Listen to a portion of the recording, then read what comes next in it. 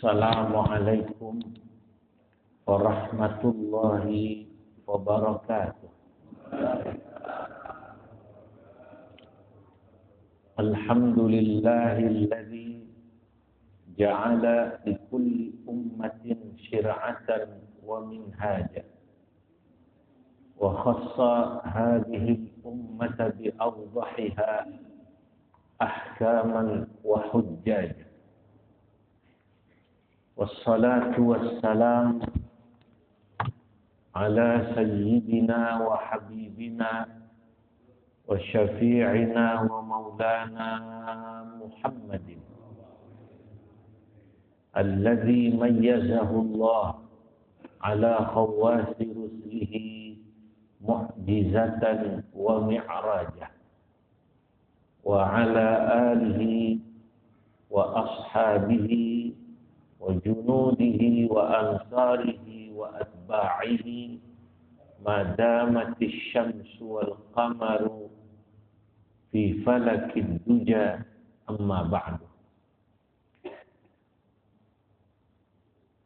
Hadratal muhtaramin, para alim ulama, para asatidah, tokoh dan pemuka masyarakat, jamaah yang hadir, seluruh pengurus Masjid Al-Muhajirin, insyaallah semuanya semoga dicatat dalam deretan ahli surga Allah. Pada malam yang mubarak ini, alhamdulillah kita dapat berkumpul di masjid kita untuk taklim rutin setengah bulan sekali. Dan malam ini bertepatan dengan malam Isra Mi'raj. Besok libur Isra Mi'raj. Walaupun pensiunan menglibur terus. Ya. Saya itu sama pensiunan kebalik. Kalau pensiunan libur terus, kalau saya udah nggak pernah ngitung liburan. Nggak ngerti besok hari libur apa tidak. Saudara-saudara, Bapak Ibu yang dimuliakan Allah, peristiwa Isra Mi'raj itu peristiwa yang oleh Allah dan Nabi diceritakan dalam sumber yang otoritatif. Bahasanya susah ini, Pak ya. Sumber yang meyakinkan dan bisa dipegang. Ayatnya ada dalam surah Al-Isra ayat 1. Hadisnya ada dalam Sahih Bukhari. Dalam Al-Quran diceritakan global. Karena memang Al-Quran jarang bercerita rinci. Perintah sholat itu cuma ada global. Tata cara sholat, perinciannya, mubayyannya dijelaskan dalam hadis. Begitulah memang kalau kita mau memahami alur yang ada dalam agama kita. Baik itu terkait perintah ibadah maupun yang lain-lain. Cerita Isra Mi'raj kalau dalam Quran global. Tapi karena Quran itu sumber nomor 1 yang tadi saya bilang otoritatif, yang memiliki otoritas untuk kita yakini, dia datang mutawatir, diceritakan oleh orang banyak kepada orang banyak kepada orang banyak kepada orang banyak, sehingga mustahil orang bohong gitu. Sama kayak kita bilang bahwa Fir'aun itu zalim. Itu ceritanya itu otoritatif, Pak. Otoritatif. Baik itu cerita dalam Injil, Taurat, termasuk Quran. Tapi katanya, sezalim-zalimnya Fir'aun, yang pernah ngaku bahwa sungai Nil milik dia. Fir'aun itu kan pernah pidato. Inna misrali wa hadhil anharu tajri min tahti afala tubsirun. Kata Fir'aun, Mesir ini punya saya. Dia berjalan di bawah kekuasaan saya, kata Fir'aun.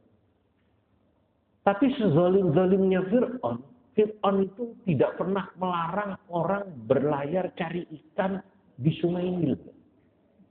Sezalim-zalimnya Fir'aun tidak pernah membuat pagar dan memagari Laut Merah, tidak pernah.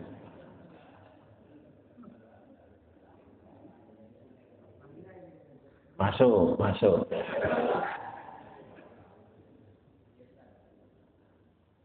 Itu cerita otoritatif, Pak. Karena ada dalam Quran. Jadi nggak ada yang bisa membantah bahwa pernah nggak Fir'aun memagari Laut Merah? Ada nggak? Nggak ada. Nah, itu aja contohnya. Saya nggak bahas yang sekarang. Enggak. Saya bahas Fir'aun. Fir'aun yang katanya zalimnya luar biasa, bahkan ngaku Tuhan gitu. Nggak pernah magerin apa namanya? Laut Merah, nggak pernah. Di Quran diceritakan Sungai Nil katanya punya dia. Orang nggak dilarang di Sungai Nil. Mau cari ikan, mau berenang, mau nyuci, bebas. Itu sezolim-zolimnya. Hah? Lah kok cucunya lebih zolim?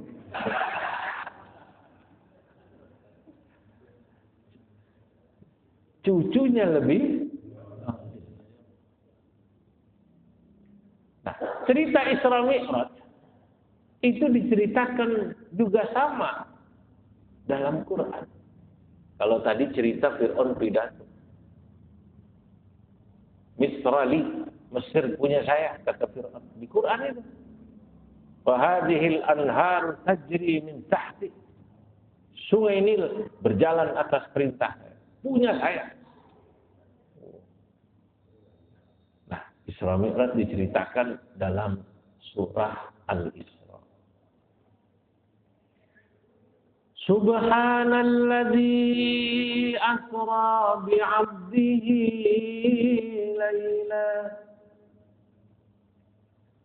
laylan minal masjidil haram ilal masjidil aqsa alladzi barakna hawlahu الذي باركنا حوله لنريه من آياتنا إنه هو السميع البصير.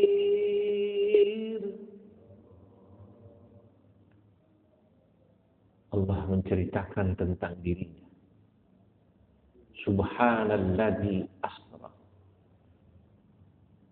Maha suci Allah, alangkah agungnya Allah, alladzi asra, yang telah memperjalankan dan mendakikan hambanya.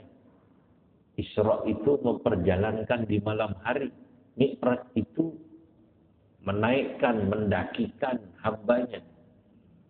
Jadi menarik ini. Kata para ulama yang suka mencoba mencari tahu makna yang dalam dari ayat Quran.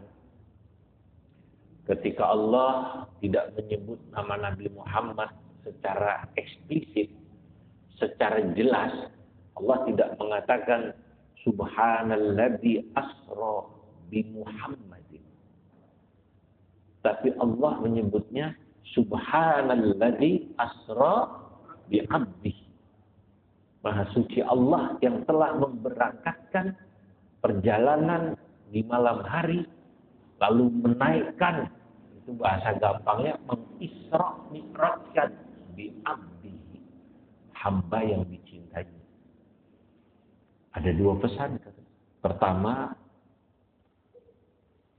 orang kalau sudah disebut abdul, hamba Allah, itu pangkat paling tinggi.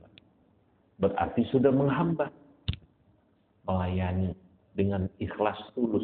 Karena hamba sahaya itu cirinya ketika melakukan sesuatu tidak mengharap sesuatu.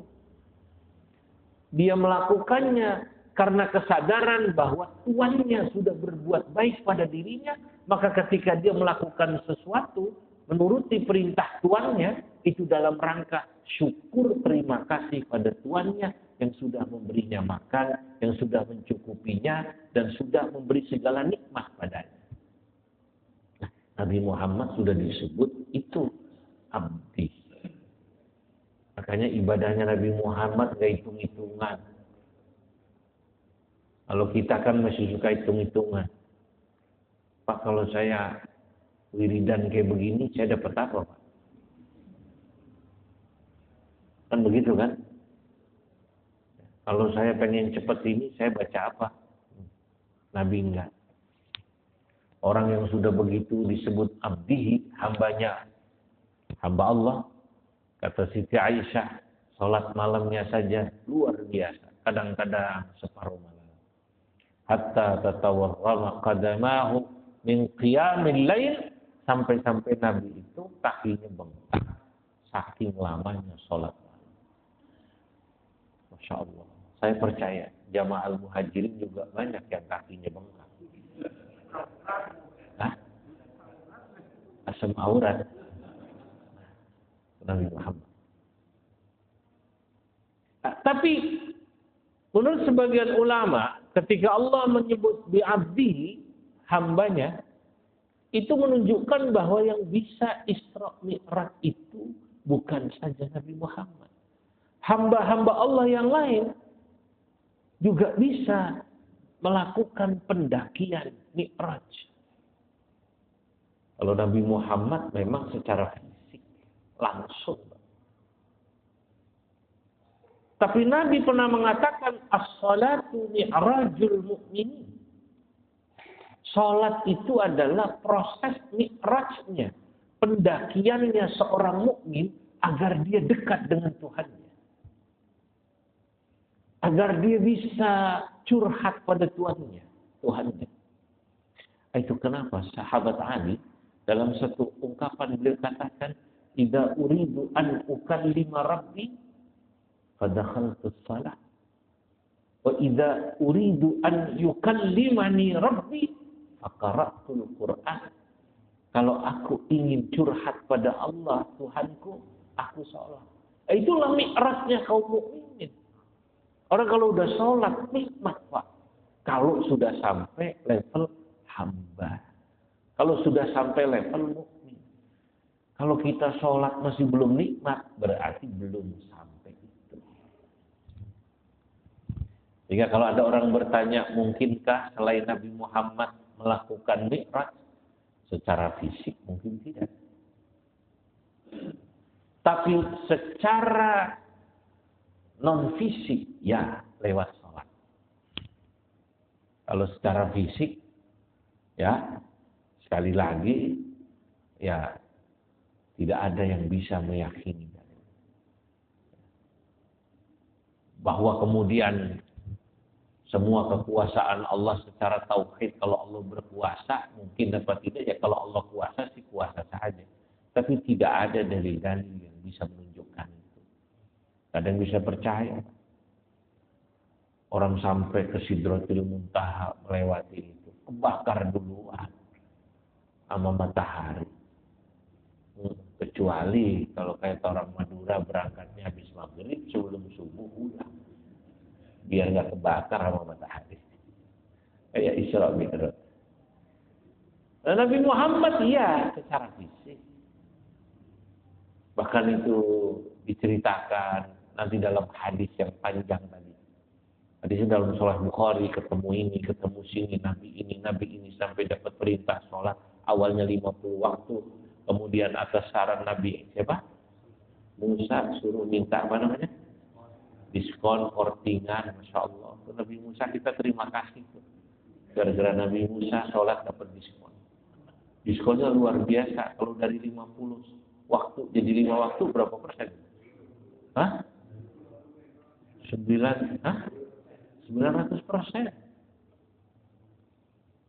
Ketemu malaikat.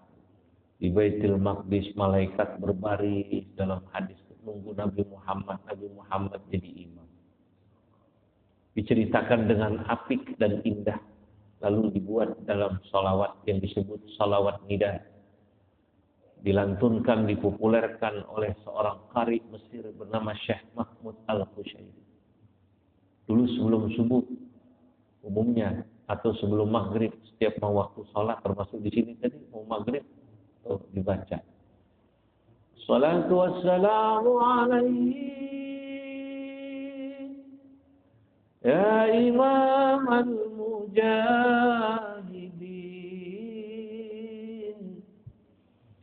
ya Rasulullah.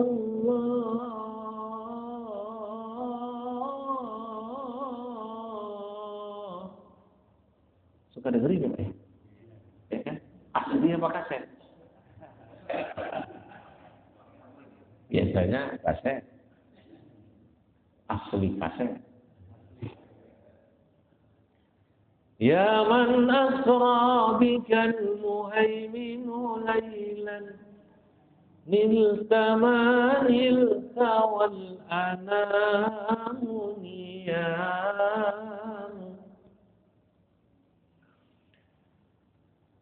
wa ilal muntaha rufi'ta kariman wa ilal muntaha rufi'ta kariman wa sami'ta nida 'alaika salam ya man asra bikal muhaimin lailan. Wahai Nabi yang mulia, yang dirimu diisra dan dimi'rajkan, diisra dan dimi'rajkan oleh Al-Muhaimin, zat yang maha memelihara, lailan, di sebagian malam, di malam hari. Secara umum biasanya diartikan di malam hari. Nggak salah. Tapi kalau kemudian sebagian ahli tafsir, malamnya nggak utuh dari maghrib sampai subuh, tapi di sebagian malam, kurang lebih antara 4-5 jam. Saudara-saudara, Nabi diperjalankan di malam hari. Apakah ada hikmahnya? Kata para ulama, memang malam hari itu waktu yang enak buat perjalanan. Karena ada keheningannya. Al-lail itu bermakna malam, tapi juga bermakna hening. Ya, ngaji malam sama siang ngaji berisikan siang, Pak. Begitu kan? Iya. Makanya malam orang kalau pergi. Sholat juga banyak kan waktunya malam daripada siang, yang fardu maupun yang sunnah. Coba perhatiin. Sholat yang fardu maghrib itu malam, karena begitu maghrib itu malam berarti. Isya malam, subuh masih gelap. 3 di malam hari, 2 yang wajib siang hari. Sholat sunnah juga begitu. Sholat sunnah, karena sholat malamnya itu yang wajib 3, maka sholat sunnah rawatibnya pasti banyakkan juga di malam hari. Kan gitu kan? Nah, sholat di pagi hari itu sholat duha. Sholat malam hari banyak. Tahajud, witir. Itu malam hari semua. Nah, artinya memang waktu yang biasa buat untuk mengadu itu enakan malam. Nah, justru ketika orang-orang sedang tidur, kita banyak ngadu sama Allah. Mujarab. Dulu ada seorang sufi membuat syair tentang keheningannya di malam hari. Dia sholat memakai baju apa namanya? Baju kegelapan malam ya. labistu thawban duja wan nasu qad raqadu. Aku memakai baju kegelapan malam, wan nasu qad raqadu, sementara manusia saat itu sudah tidur.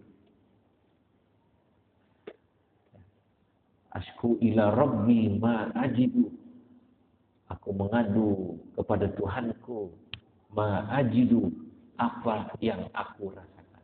Nah, jadi kalau mau curhat, yang paling mujarrab di malam hari, itu dalam syair yang tadi potongnya saya baca. Hanya potongan berikutnya memang saya agak lupa. Nah, saudara-saudara, Nabi di-Isra Mi'rajkan oleh Allah lailan, di malam hari. Maka waktu malam itu punya makna, yakni keheningan, ketenangan.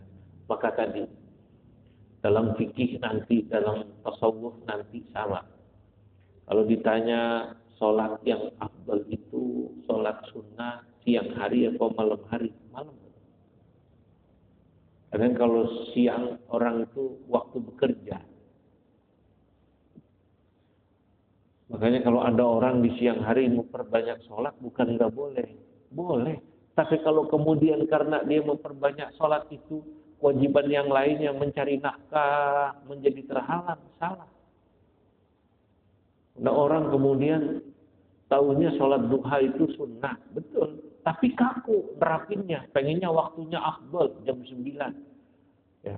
Hatta tarmidul fisal, sampai kemudian anak onta ngerasa kepanasan punggungnya karena sinar matahari sudah mulai matahari tinggi dan terik. Jam 9 di bagian pelayanan orang mau datang tutup. Break sebentar, sholat duha. 15 menit. Salah. Jadi kalau malam bebas. Kalau malam bebas, kecuali yang masih punya tanggung jawab, nafkah batin kepada istri. Kalau mau sholat malam panjang, harus minta izin sama istri. Nabi Muhammad itu kalau mau sholat malam lama, izin sama Siti Aisyah. Kalau bapak-bapak pensiunan, boleh dulu mas. Kalau istrinya sudah mengikhlaskan, ya, kalau sudah mengikhlaskan, aman Pak, silakan, sama-sama mengerti, gitu kan? Itu Pak. Lailan sudah, baru kita bahas kata minal masjidil harami ilal masjidil aqsa. Dari Masjidil Haram di Makkah menuju Masjidil Aqsa. Al-Aqsa itu maknanya jauh. Dulu orang-orang Arab tahu kalau yang namanya masjid yang jauh itu masjid yang di Palestina. Ya namanya Al-Quds. Menjadi populer istilah Masjidil Aqsa karena Al-Quran menyebutnya dalam Quran. Masjidil Aqsa. Masjid yang jauh. Tapi orang Arab tahu itu. Karena Masjidil Aqsa atau masjid yang ada di sana, Palestina itu, adalah kiblat pertama. Sebelum Masjidil Haram. Jadi tahu. Awal-awal Nabi diutus, sholatnya menghadap Masjidil Aqsa. Menghadap Masjidil Aqsa. Lah, disebutnya masjid sebagai tempat berangkat Nabi dan tujuannya itu tadi di Masjidil Aqsa, itu menunjukkan betapa pentingnya masjid. Bapak-bapak, ibu-ibu, Imam Al-Marawi dalam tafsirnya menjelaskan bahwa Isra Mi'raj itu adalah miniatur perjalanan hidup manusia. Perjalanan Masjidil Haram ke Masjidil Aqsa itu perjalanan dari bumi ke bumi. Masih di bumi, Pak. Belum naik. Belum mendaki. Nah, ini disebutnya hablum minan nas. Bahwa kita hidup itu punya kewajiban hablum minan nas. Masjidil Haram, Masjidil Aqsa itu hablum minan nas. Baru ketika naik dari Masjidil Aqsa itu, yang setelah sholat sunnah, di mana Nabi digambarkan tadi, berjamaah dengan para nabi, para malaikat, dalam salawat, nida, atau tarhim kan diceritakan itu. وَتَقَدَّمْتَ لِلصَّلَاةِ فَصَلَّى كُلُّ مَنْ فِي السَّمَاءِ وَأَنْتَ الْإِمَامُ. Ada nggak? Ada. وَتَقَدَّمْتَ لِلصَّلَاةِ, maka kau maju hai Nabi Muhammad. فَصَلَّى كُلُّ مَنْ فِي السَّمَاءِ, maka salatlah semua yang ada di langit. Kalimatnya begitu. Maksudnya siapa? Malaikat dan nabi sebelum Nabi Muhammad. Ya sufuna sufufan, berbaris nunggu Nabi Muhammad. Lalu Nabi jadi imam. Itu katanya isyarat bahwa Nabi jadi pemimpin. Makhluk paling mulia, bahkan mengalahkan para malaikat dan nabi-nabi. Khotamul anbiya wal mursalin, afdalil khalqi ajma'in. Makhluk paling mulia. Buktinya apa? Jadi imam. Saudara-saudara, orang kalau suruh mimpin berarti paling bagus saat itu. Dalam hal kepemimpinan tidak. Saudara-saudara, masjid jadi tempat berangkat Nabi. Ya. Untuk perjalanan darat hablum minan nas, dan juga kemudian perjalanan langit. Karena dari Masjidil Aqsa ke Sidratil Muntaha itu disebut perjalanan langit, atau kita menyebutnya hablum minallah. Itu menunjukkan bahwa kita ini hidup, kalau mau selamat urusan hablum minan nas dan hablum minallah kita, maka kita nggak boleh jauh-jauh dari masjid, Pak. Karena masjid itu pada dasarnya adalah tempat membangun orang-orang yang sujud. Siapa? Ya orang di dalamnya. Maka kalau ada orang bertanya, lebih penting mana membangun masjid atau membangun orang yang sujudnya? Nah, ya masjid cuma alat, instrumen. Kalau kata orang sekarang apa namanya? Instrumen, alat. Tujuannya dibangun masjid supaya orang yang sujud kemudian jadi orang bagus. Orang yang sujud bahasa Arabnya sajid, isim fa'il, pelaku. Masjid, isim makan, tempat orang sujud. Nah, maka belakangan ada orang yang fokus pada pembangunan fisiknya, tapi lupa bagaimana membangun orang yang sujudnya. Nah, membangun orang yang sujudnya itu diantaranya lewat halaqah ilmu ini. Nah, kalau ada masjid bagus nggak ada pengajiannya, itu berarti ini pengurus masjid fokus pada pembangunan masjid, tapi tidak membangun orang yang sujud, Pak. Dibangun imannya, dibangun ekonominya, dibangun silaturahimnya. Bagaimana orang yang di dalam masjid itu ketika dia sudah sholat di masjid itu ngaji di situ, akhlaknya lebih bagus, tauhidnya lebih bagus, fikih atau syariatnya lebih bagus, kan begitu. Kalau ada orang di masjid malah berantem itu aneh. Pengurus masjid ribut, jamaah ribut karena ngeributin khilafiyah. Berarti ini orang tidak terbangun. Idealnya orang yang sudah sholat di masjid, dia ngaji, dia lebih toleran, dia lebih menghargai sesama, dia merasa dirinya banyak salah, nggak terus ribut. Kalau ada orang kemudian dia rajin sholat dan diikuti akhlak yang baik, berarti ini orang sudah terbangun rohani. Alhamdulillah. Dan saya senang kumpul di sini 15 tahun lebih. Tahu saya orang Chandra rukun-rukun. Gak pernah saya dengar ribut ya Pak ya. Apa yang mau diributin? Sejak dulu saya tahu di sini jamaahnya ada NU, ada Muhammadiyah, tapi nggak pernah ribut sini Pak, betul ya? Nggak pernah. Nggak pernah saya dengar ada. Karena beberapa tempat saya ngajar ini tapi rahasia dan ngomong-ngomong. Itu sering saya dengar. Masih ribut antar pengurus. Dan saya kalau sudah pengurus yang satu datang madu, jelekin yang lain, saya bilang, kalau di masjid masih ribut, saya berhenti aja. Saya nggak mau, kan saya tahu detil urusan di situ. Betul apa enggak? Ya. Ya, masjid banyak dulu majelis saya yang saya rutinin 25 majelis. Ini cerita ribut. Harus diganti. Nah, yang lucu lagi itu gara-gara pergantian pengurus, Ustadz jadi ikut diganti. Masih nggak apa-apa lagi. Ada lagi sampai pengajiannya berhenti. Allah. Berarti kalau terjadi keributan di dalam masjid, maka itu urusannya pasti urusan dunia. Karena kalau urusan akhirat, orang tidak akan pernah ribut untuk urusan akhirat.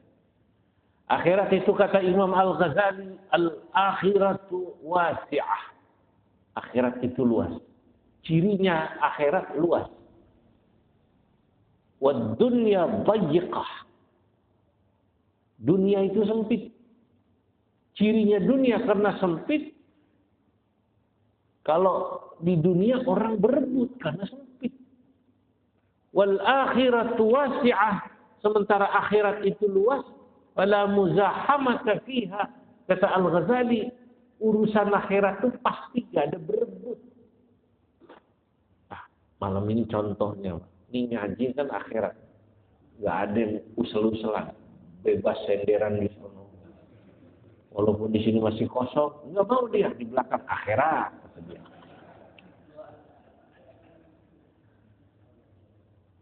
Betul enggak ini? Sana. Coba kalau saya dibagi-bagi duit, maju nggak nih kira-kira? Dunia itu. Kalau bagi-bagi duit, saudara-saudara saya ada rezeki, alhamdulillah. Saya nggak banyak, mau ngasih cuma $200 satu jamaah. Dapat nggak nih kira-kira? Wah, nggak usah di halo-halo, maju semua itu. Tapi ngaji kalau suruh maju susah kata pengurus Pak, semua mundur Pak dari sendera. Ya maklum aja akhirat. Akhirat itu apa namanya? Wah, la muzahamata fiha. Enggak ada yang berebut Pak akhirat, tapi kalau ngimamin sudah mulai berebut, maka walaupun ngimamin ini kelihatannya ibadah, berarti urusannya dunia. Jadi pengurus masjid udah ribut berebut, berarti sudah urusannya dunia. Tapi kalau berebut nggak mau jadi pengurus masjid, berarti emang akhirat benar. Ya, nggak ada yang mau. Saya sibuk. Dan itu biasanya kalau akhirat. Coba orang suruh mandiin mayit. Rebutan mau apa enggak? Ya akhirat apa aja dah. Ya, akhirat. Allahu Akbar. Saudara-saudara, ini. Jadi masjid itu penting, Pak.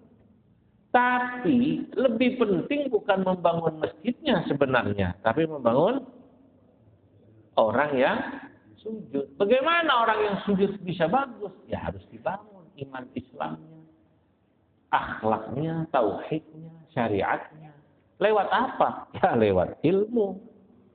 Bagaimana orang akan jadi bagus kalau dia tak punya ilmu? Maka tolong dijaga ini pengajian ya. Bapak-bapaknya, ibu-ibunya, remajanya. Dan kalau bisa ya tetap suasana begini. Sebab beberapa masjid saya lihat ini sudah mulai panas. Di beberapa masjid yang saya juga dulu rukun seperti ini mulai Pak. Antara kelompok muda dan tua itu berbeda. Dari dulu kan kita bisa jaga kompak NU Muhammadiyah. Ini udah mulai ada paham yang baru. Nggak mau deh. Dilawan semua. NU dilawan, Muhammadiyah dilawan. Dia maunya gurunya. Wah, mulai. Udah mulai dunia ini. Dunia berbungkus apa namanya? Akhirat. Alladzi barakna haulahu linuriyahu min ayatina. Innahu huwas sami'ul basir.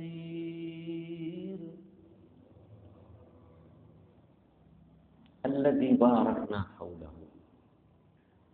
Allah menjelaskan bahwa ia memperjalankan Nabi Muhammad dari Masjidil Haram menuju Masjidil Aqsa. Masjidil Aqsa diberi penjelasan sifat masjid yang bagaimana tempatnya. Kata Allah, alladzi barakna haulahu, tempat yang kami berkahi sekitarnya. Ini menunjukkan bahwa masjid itu tempat berkah. Orang yang rajin ke masjid, insya Allah dia hidupnya apa namanya? Berkah. Baik. Walaupun sebagian ahli tafsir menjelaskan Masjidil Aqsa diberkahi karena memang di situ banyak orang soleh yang dikebumikan, dikubur di sekitar Masjidil Aqsa. Bahasa gampangnya banyak kuburan para nabi. Ya masuk akal juga bahwa saudara-saudara, Bapak Ibu, keberkahan itu maknanya selain karena keberkahan tempat, masjid itu kan berarti tempat. Kalau kita dapat berkah itu berarti kita dapat keberkahan tempat.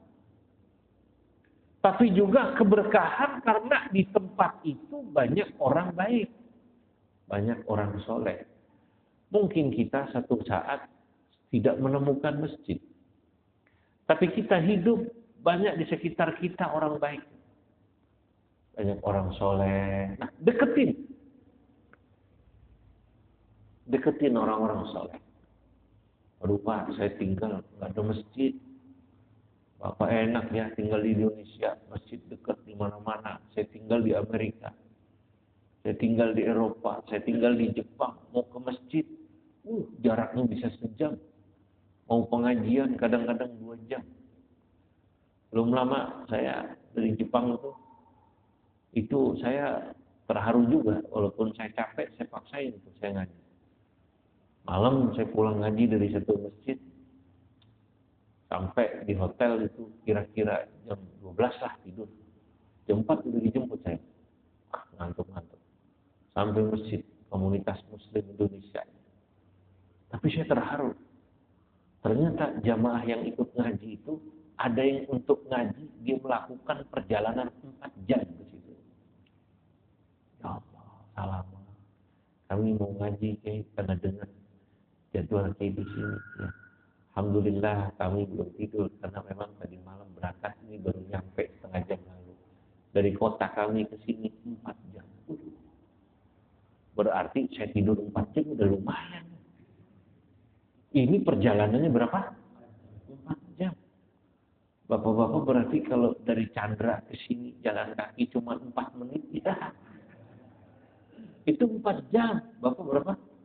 4 menit. Naik motor saya. Gitu. Ya kan? Ya Allah 4 menit aja kadang-kadang berat ya Pak. Baik.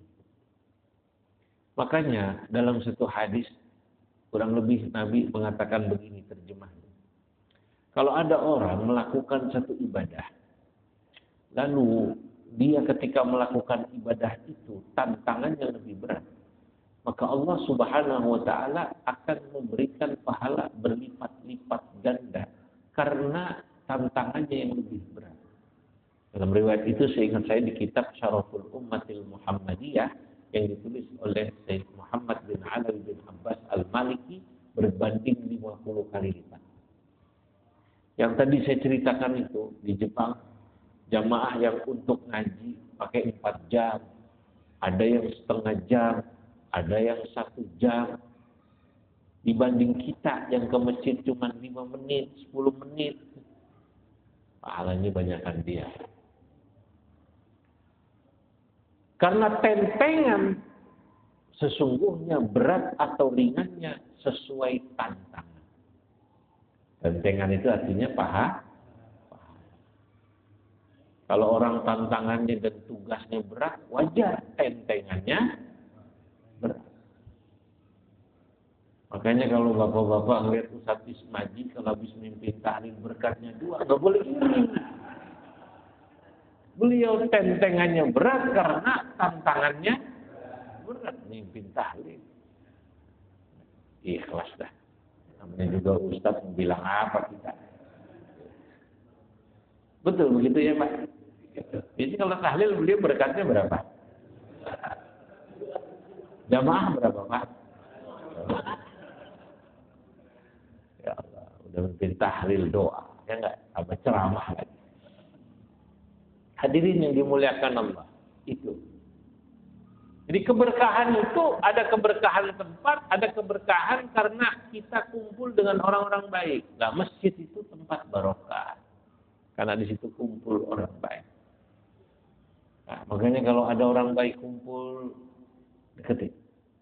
Kalau kita bisa mendekat sama tempat yang membawa keberkahan, deketin. Kalau bisa sama masjid dekat, deketin.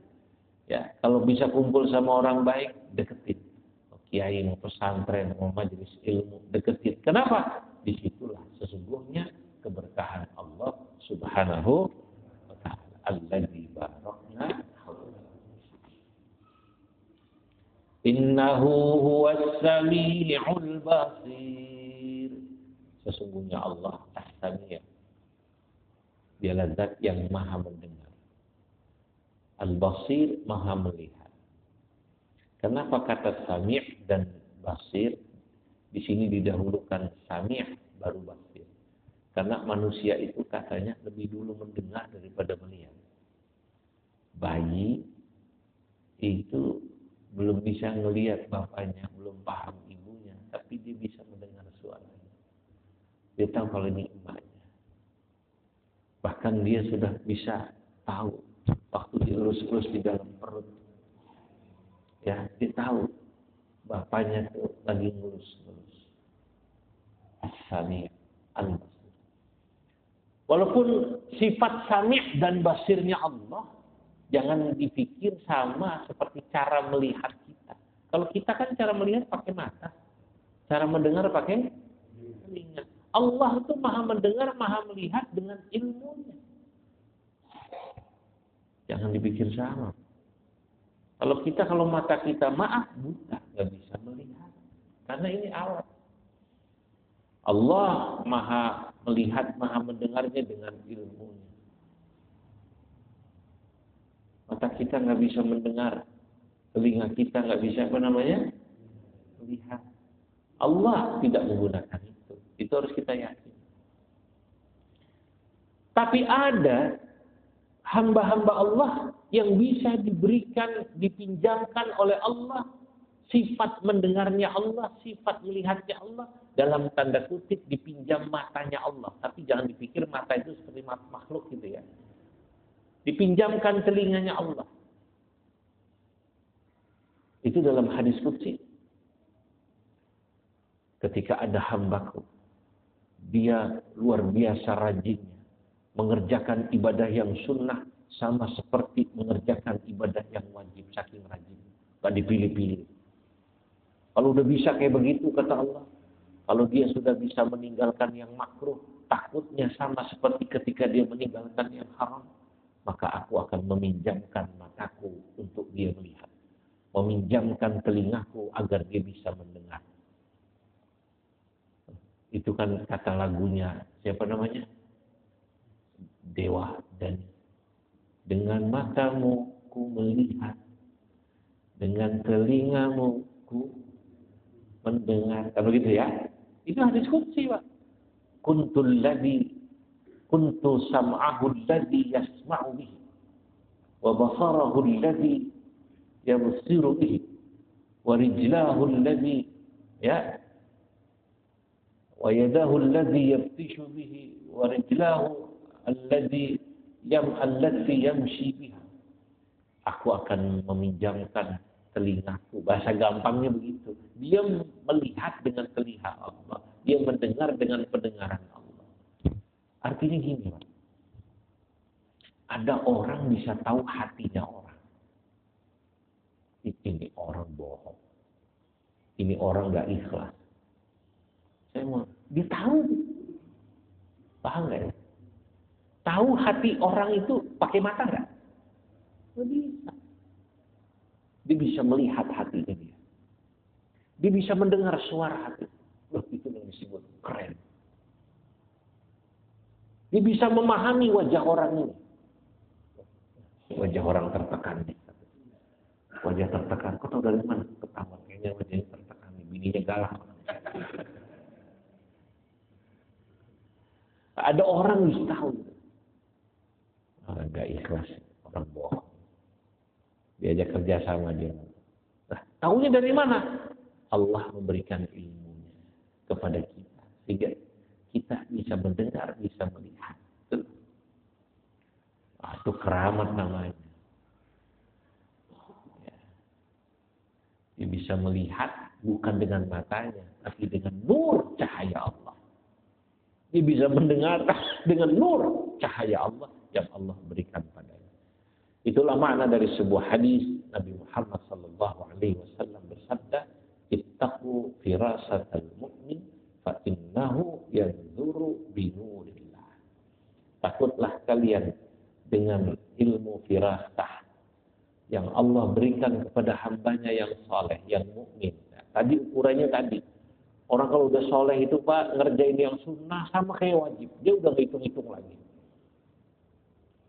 Kalau kita kan masih hitung-hitungan. Alah sholat sunnah ini. Alah puasa sunnah ini. Diajak teman makan sate, gue batalin. Kalau tempe, enggak.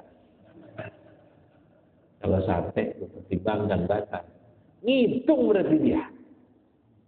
Kalau mungkin pertimbangannya bukan masalah lauk, masalahnya nggak enak. Itu lain. Udahlah puasa sunnah ini pahalanya kecil. Lu berarti masih ngitung. Kalau orang yang ingin dipinjamkan telinga Allah, paham kan ya? Ini bukan telinga dalam arti sama seperti yang kita maksud. Artinya dia dikasih Allah bisa mendengar, bisa melihat, bukan dengan telinganya, tapi dengan ilmunya Allah. Maksudnya telinganya Allah itu ilmunya Allah. Matanya Allah itu dengan ilmunya Allah. Makanya tadi, kalau dia mengerjakan yang sunnah, serasa mengerjakan yang wajib. Dia udah gak beda-beda lagi. Meninggalkan yang makruh, sama kayak takutnya dia meninggalkan atau menjauhi yang haram. Kalau kita masih belum, ya belum. Kalau haram aja masih berani, gak jauh. Saudara-saudara hadirin yang dimuliakan Allah, inilah yang bisa saya sampaikan. Moga-moga manfaat. Ya. Moga-moga kita senantiasa dianugerahi Allah istiqamah dalam ibadah. Sampai di sini, mari sama-sama kita tutup dengan doa. Bismillahirrahmanirrahim. Allahumma salli wa sallim ala sayyidina Muhammad fil awwalin wal akhirin wa barik wa radiyallahu tabaraka wa ta'ala an sadatina ashabi Rasulillah ajma'in. Allahumma arzuqna al-ikhlas wal istiqamah wa hubballah hubba man ahabba warzuqna ar-ridha wal qana'ata wasyukra was-sabra wa kulla sifatin mahmudah wa na'udzu bika minasy syirki wal riya'i wal hasadi wal 'ujbi wal kibr kulli sifatin madmumah. Rabbana atina fid dunya hasanah fil akhirati hasanah wa qina adzabannar walhamdulillahi rabbil alamin. Wassalamu alaikum